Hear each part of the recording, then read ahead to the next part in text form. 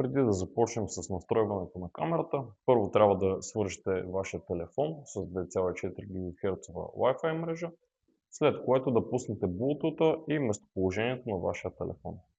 След това отваряме гумената част на камерата, задържаме Power бутона.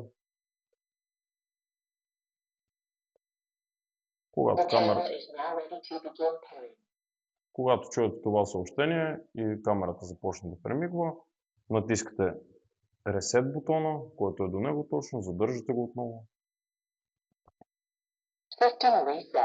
Когато чуете това съобщение, трябва да свалите приложението U-Box Pro на телефона си. Той изглежда по този начин. Трябва обаче да е U-Box Pro, а не U-Box нормалното приложение.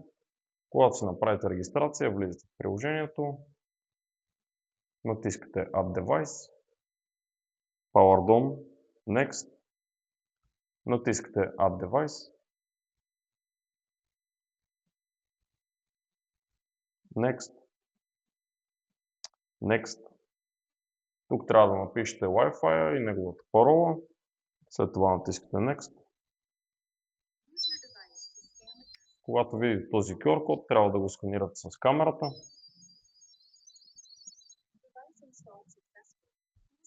Когато видите това съобщение, натискате ОК.